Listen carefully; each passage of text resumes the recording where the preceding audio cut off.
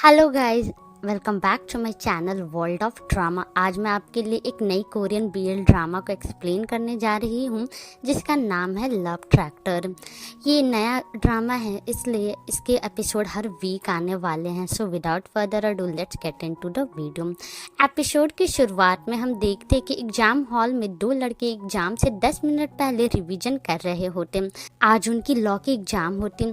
उनमें से एक लड़के को एक क्वेश्चन में दिक्कत आ रही होती है। शॉन्यूल जो कि हमारे कहानी का मेन लीड है वो पीछे बैठे इनकी बातें सुन रहा होता है। वो उन्हें क्वेश्चन समझाने में मदद करता है और उनके सारे डाउट्स को क्लियर करता है। शॉन्यूल का जवाब सुनकर उन लड़कों को समझ में आता है कि शॉन्यूल क्यों अपने क्लास का टॉप स्टूडेंट है। शॉन्यूल को मोबाइल चलाते देख उनमें से एक लड़का पूछता है कि वो एग्जाम की तैयारी क्यों नहीं कर रहा, जिस पर शॉन्यूल जवाब देता है कि उसे नहीं लगता है कि उसे कुछ भी रिवीजन करने की ज़रूरत है। शॉन्यूल उस वक्त अपने फ़ोन पर शहर से अपने दादाजी के गांव तक के बीच का डिस्टेंस चेक कर रहा होता। तभी टीचर क्लास में आते हैं और इनका एग्ज़ाम स्टार्ट होता। एग्ज़ाम खत्म होने के बाद शॉन्यूल उसी में से एक लड़के को बताता है कि उसने एग्ज़ाम में खाली पेपर जमा किए हैं।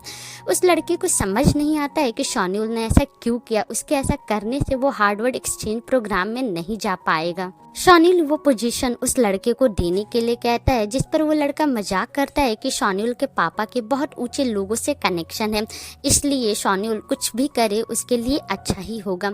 ये सुनकर शॉन्यूल को गुस्सा आ जाता है, इसलिए वो एक्सचेंज प्रोग्राम में जाने का मौका उसे देने से इनकार कर देता है और किसी ऐसे स्टूडेंट को ढूंढने के लिए कहता है जो असल में उसके लायक है। यहाँ से निकलने के बाद शॉन्यूल अपने दादाजी के गाँव के लिए निकल जाता है। रास्ते में वो रेडियो सुनते हुए जाता। तभी शॉन्यूल के पापा से कॉल करते हैं पर वो फ़ोन काट देता है। कुछ ही देर में बहुत बारिश होने लगती है। दूसरी तरफ हम दो अनजान शख्स को देखते हैं जिसके पास कुछ औजार होते हैं। उनमें से एक शख्स अपने औजार की धार को तेज कर रहा होता है। पहला शख्स उससे पूछता है कि क्या वो तैयार है। दूसरा शख्स सर हिलाकर हाँ में जवाब देता है।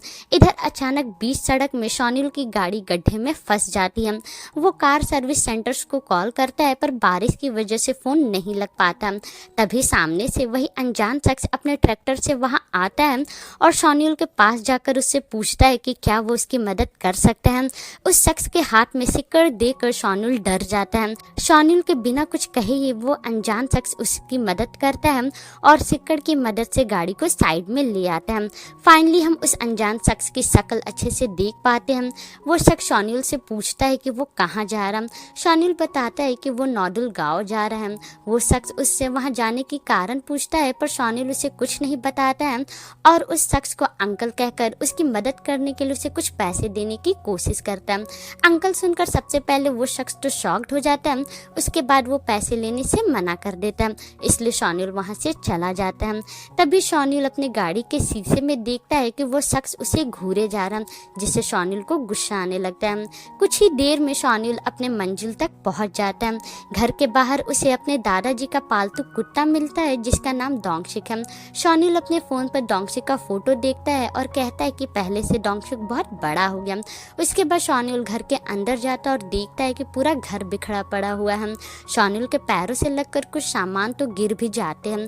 तभी शॉन्यूल के दादाजी उसे कॉल करते हैं ये जानने के लिए कि वो अच्छे से गाँव पहुँच गया है कि नहीं। शॉन्यूल अपने दादाजी से पूछता है कि वो कैसे हैं, जिस पर उसके दादाजी कहते हैं कि अगर वो कड़ी धूप में खेतों में काम करेगा तो उसे पता चलेगा कि बेहोश होना उतनी भी बड़ी बात नहीं है। दरअसल शॉन्यूल के दादाजी की तबीयत खेतों में काम करने से खराब हो जाती है, इसलिए शॉन्यूल की माँ जिद करके उन्हें अपने साथ शहर ले जाती है कुछ समय तक आराम करने के लिए। आगे दादाजी शॉन्यूल को बताते हैं कि उसके पापा उस पर बहुत गुस्सा करें। दरअसल शॉन्यूल बिना अपने माँ बाप को बताए गांव आ गया है। दादाजी को समझ में नहीं आता है कि जब शॉन्यूल हमेशा से अपने पापा की बात मानते आया है तो इस बार वो उनके खिलाफ क्यों जा रहा है। फिर उन्हें ये भी लगता है कि शायद शॉन्यूल अब थक चुका है। वजह जो भी है उनके लिए अच्छा होता है क्योंकि उन्हें उनके घर का ख्याल रखने वाला कोई मिल गया है। दादाजी शॉन्यूल को डोंगसिक का खास करके ख्याल रखने के लिए कहते हैं क्योंकि डोंगसिक ने उनकी जान बचाई थी। जब वो बेहोश हो गए थे तो डोंगसिक पड़ोस में जाकर भौंक करके सभी को अपने उनके घर लेकर आया था, जिस वजह से वो हॉस्पिटल पहुंच पाए थे। इसलिए तो दादाजी ये तक कहते हैं कि भले ही शॉन्यूल भूखा रह जाए पर उनका डोंगशिक कभी भूखा नहीं रहना चाहिए। शॉन्यूल अपने दादाजी को चिंता नहीं करने को बोलकर फ़ोन रख देता है। उसके बाद शॉन्यूल मछलियों को खाना खिलाकर और अपनी दवाइयाँ लेकर सोने की कोशिश करता है, पर डोंगशिक के भौंकने की वजह से उसे नींद नहीं आती है। इधर हम देखते हैं कि डोंगशिक उसी अनजान शख्स को देखकर भौंके जा रहा था। अगले दिन सुबह सुबह ही मुर्गियों की आवाज़ से ना चाहते हुए भी शॉन्यूल की नींद खुल जाती है। फ़ोन पर सुबह के 6 बजता देख शॉन्यूल कहता है कि अब तो उसे सुबह उठने के लिए अलार्म की ज़रूरत भी नहीं पड़ेगी। अब जब वो उठ ही गया होता है तो वो घर की साफ सफाई करने लगता है। इसी दौरान उसे पुरानी एल्बम मिलती है। शॉन्यूल अपने बचपन की फ़ोटो चेक करने लगता है, जिसमें उसे अपने बचपन की फ़ोटो मिलती है जिसमें वो पियानो बजा रहा है। फ़ोटो देखकर शॉन्यूल को अपने स्कूल के दिन याद आने लगते हैं, जिस समय उसने आखिरी बार पियानो बजाए थे। उसके बाद वो अपने किचन की साफ सफाई में लग जाता है। वहाँ पर डॉग्स फूड देखकर उसे याद आता है कि उसे डोंगशिक को खाना देना। जब वो खाना लेकर बाहर जाता है तो देखता है कि डोंगशिक वहाँ है ही नहीं। ये देखकर शॉन्यूल घबरा जाता है और उसे अपने दादाजी की बात याद आने लगती है, जिन्होंने बहुत स्ट्रिक्टली डोंगशिक का ख्याल रखने के लिए कहा था। शॉन्यूल आसपास डोंगशिक को ढूंढने निकल जाता है। वो लोगों को डोंगशिक की पुरानी फोटो दिखाकर उसके बारे में पूछता है, पर किसी को भी कुछ नहीं पता होता। रास्ते में शॉन्यूल पुलिस से भी डोंगशिक के बारे में पूछता है, पर वो तो खुद ही गुमशुदा बकरी को ढूंढ रहा होता है। डोंगशिक को ढूंढते ढूंढते शॉन्यूल थोड़ा आगे जाता है। तभी हम देखते हैं कि एक आदमी जो कि ट्रैक्टर में बैठा है वो उसे घूरे जा रहा है।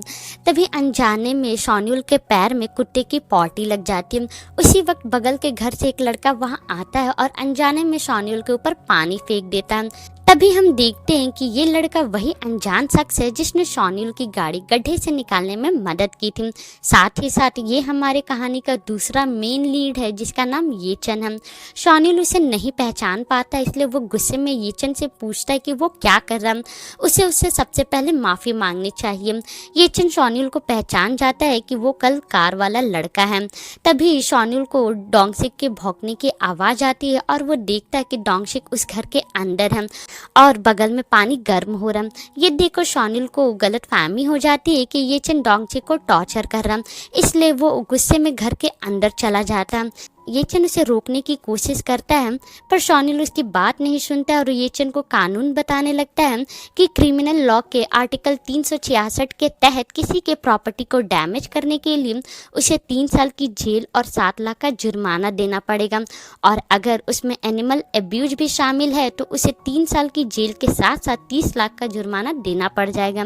येचन को शॉन्यूल की एक भी बात समझ में नहीं आती है। शॉन्यूल को लगता है कि येचन उससे झूठ बोल रहा है। वो येचन को कुत्ता चोर कहता है और अपने कुत्ते को चुराने का इल्जाम लगाता है, जिस पर येचन कहता है कि उसे भी नहीं लगता है कि डोंगशिक उसका कुत्ता है।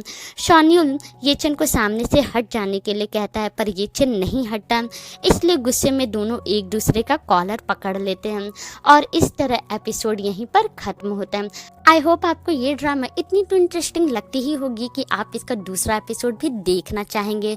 तो दूसरा एपिसोड अगर आप देखना चाहते हैं तो इसके लिए आपको मेरे चैनल को सब्सक्राइब करना पड़ेगा, और अगर आपको ये एपिसोड पसंद आया होगा तो आप मेरे वीडियो को लाइक और कमेंट कर सकते हैं। तब तक मिलते हैं नेक्स्ट वीडियो में। Bye bye.